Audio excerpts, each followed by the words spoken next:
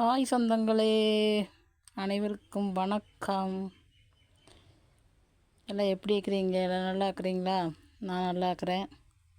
எங்கள் ஊரில் ஒரே மழை. இங்கே ஒரு மாதத்துக்கு மேலே ஒரே மழை. உங்கள் ஊர்லெல்லாம் மழை இருக்குதுங்களா? தமிழ்நாட்டில் அதிகமாக இருக்காது.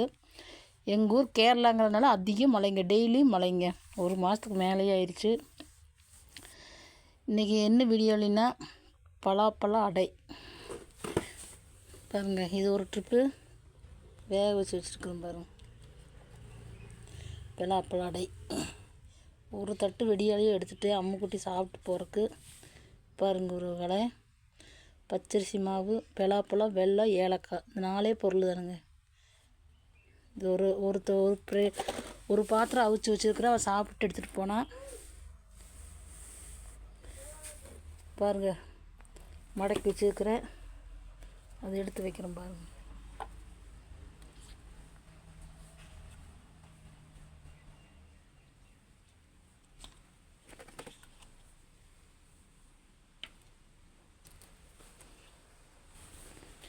சொந்தங்களே, உறவுகளே, எப்படி பலாப்பழம் அடை செய்கிறது சொல்கிற கேட்டுக்குங்க. தெரியாதவங்க கேரளாக்காரருக்கெல்லாம் தெரியும், தமிழ்நாட்டுக்காரருக்கு முக்கால்வாசி பேர் தெரியாதுங்க. கேட்டுக்குங்க.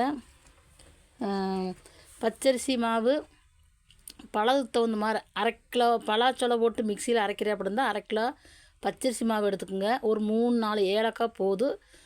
உங்களுக்கு இனிப்புக்கு தகுந்த மாதிரி 1/4 கிலோவோ 1/2 கிலோவோ உங்களுக்கு இனிப்புக்கு தகுந்த மாதிரி வெல்லம் எடுத்து பாவு கெட்டியாக பாவு காய்ச்சிக்கிங்க. அரிசி மாவை எடுத்து லேசாக சூடு பண்ணி லேசாக வறுத்து வச்சுக்கோங்க. ஆற வச்சுக்கோணும்.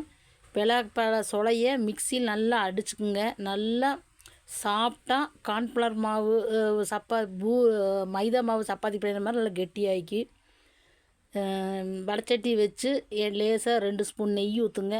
பலாப்பழத்தை போட்டு நல்லா கிண்டுங்க. கிண்டிட்டு நல்ல ஓரளவுக்கு ஒரு 5 நிமிஷம் நல்லா கிண்டிட்டு அதுக்குள்ளேயே வெள்ளைப்பாவு ஊற்றுங்க. வெள்ளைப்பாவு ஊற்றி அந்த பலாப்பழத்தையும் வெள்ளைப்பாவையும் நல்லா கிளறுங்க. ஏலக்காய் பொடி நுணுக்கி வச்சதையும் போட்டு கிண்டுங்க. அப்புறம் கொஞ்சம் கொஞ்சமாக 1/2 கிலோ பலாச்சொலைன்னா 1/2 கிலோ அரிசிமா போடலாம். அதுக்கு தகுந்த மாதிரி இனிப்பு கம்மியாக போட்டால் போதும். 1/2 கிலோவுக்கு போட்டோம்னா 1/4 கிலோ வெல்லம் போதும். சர்க்கரையும் போடலாம். பாவு கெட்டியாக காய்ச்சிக்கிங்க. ஏலக்காய் இவ்வளோ போட்டு அந்த பவுட்ரு பச்சரிசி பொடி 5-6 கரண்டியில் எடுத்து போட்டு நல்லா கிளறிக்கிட்டே இருக்கணுங்க. நல்லா கிளறும்போது நல்லா பந்து மாதிரி நல்லா கெட்டியாயிரு. 6 நூறுபாடு பாருங்கள். இப்படித்தான் இலை இப்படி பீஸ் பீஸாக இலை கிழிச்சிட்டு பார்த்தீங்களா, நான் மடக்கி வச்சுருக்கிறேன் பாருங்கள். இப்படித்தான் மடக்கிறது. காட்டுறேன் பாருங்க. நான் மடக்கி வச்சுருக்கிறேன். ஒட்டிக்கு இப்போ எடுத்த முடியாது. காட்டுறேன் இன்னொன்று. இப்படி துணி போட்டு இப்படி ஆவியில் வச்சாங்க. ஒரு வாரத்துக்கு ஃப்ரிட்ஜுக்குள்ளேலாம் வச்சா ஒரு வாரத்துக்குள்ளே சாப்பிட்லாம். சப்பாத்தி மாவு பக்குவத்துக்கு வந்துடுங்க. கிளறி ஆறும்போது சப்பாத்தி மாவு பக்குவத்துக்கு வந்துரு. அதை அப்படியே எடுத்து இப்படி ஆவியில் வைக்கணுங்க. ஆவியில் வச்சு சாப்பிட்டா ஒரு வாரம் 10 நாளைக்கெல்லாம் ஃப்ரிட்ஜுக்குள்ளே வச்சு சாப்பிட்லாம். உடம்புக்கு நல்லது. பலாப்பழத்தையே நம்ம சாப்பிட முடியாது இல்லைங்களா.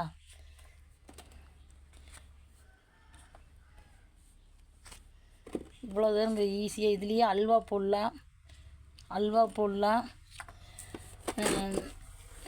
நெட்டில் அடித்து கொடுங்க. தாராளமாக வரும். தெரியாதவையெல்லாம் செஞ்சுக்கலாம். இன்றைக்கி தெரியாதவே நிறைய பேர் இருக்கிறாங்க, தெரிஞ்சவங்களும் இருக்கிறாங்க.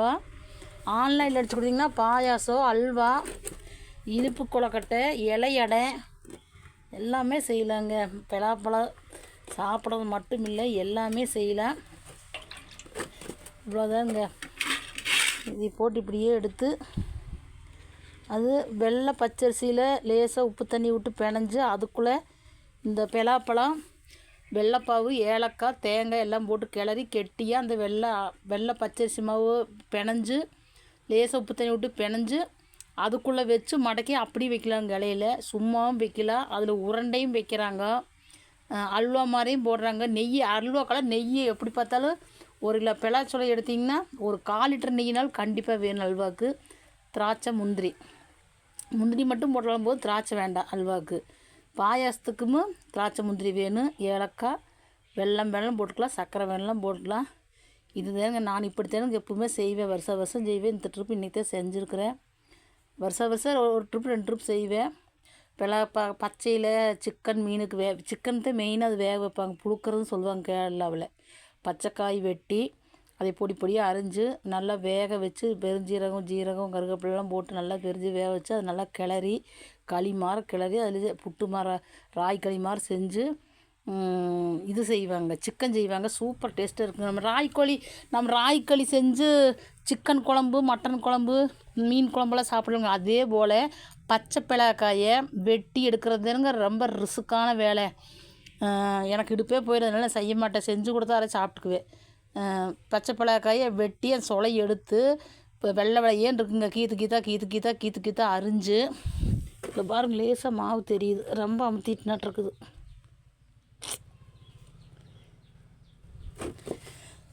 கீத்து அரிஞ்சு அதையும் நல்லா ராய்க்களி மாதிரி செய்வாங்க. ராய்க்களி மாதிரி செஞ்சு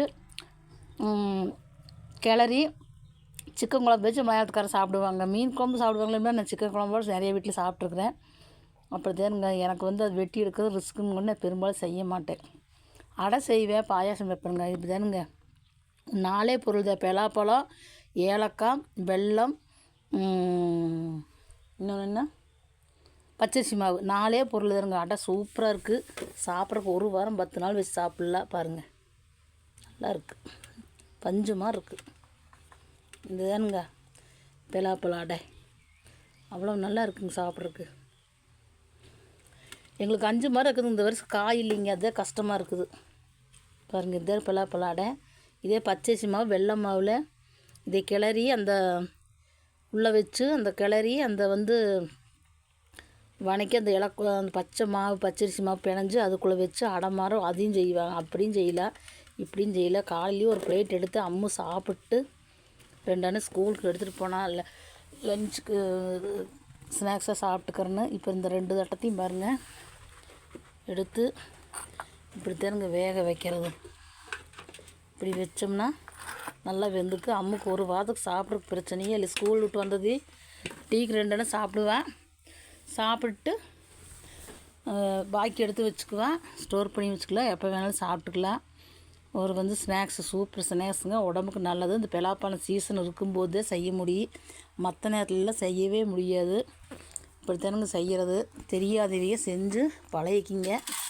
நெட்டில் அடித்து கொடுத்தாலே வெறும் பாயாசம் எப்படி வைக்கிறது, அல்வா எப்படி செய்கிறது, பலாப்பழம் அடை எப்படி செய்யறதுன்னு சொல்லி நெட்டில் அடித்து கொடுத்தாலே வருங்க. தெரியாதவைங்க இப்படி செய்யுங்க. ஈஸியானது. நம்ம சாப்பாடு குழம்பு ரசம் பொருள் செய்கிறத விட இது ஈஸியான வேலை தான். என்ன பச்சரிசி அரைக்கணும், இல்லைன்னா கடையிலேருந்து வாங்கணும், அவ்வளோதானுங்க. சூப்பர் டேஸ்ட்டாக இருக்குது. உறவுகளே, மறக்காமல் இந்த வீடியோ பிடிச்சிருந்தா லைக் பண்ணுங்கள், ஷேர் பண்ணுங்கள், மறக்காமல் சப்ஸ்கிரைப் பண்ணுங்கள், சப்போர்ட் பண்ணுங்கள் உறவுகளே. என்றது மழைக்கு சரியாக வீடியோ போட முடியல. அம்மு ஸ்கூலுக்கு போயிடுறான். சரியாக வீடியோவே உடம்பு இல்லை, சப்ஸ்கிரைபரே ஏற மாட்டேது. என்னென்னது இல்லை, வீசும் போகிறதில்ல, மழை நிலையன்னு தெரியலிங்க. சரியாக வீசும் போக மாட்டேது, என்னென்னது இல்லை. தயவு செஞ்சு மறக்காமல் சப்போர்ட் பண்ணுங்க உறவுங்களே. பாய்.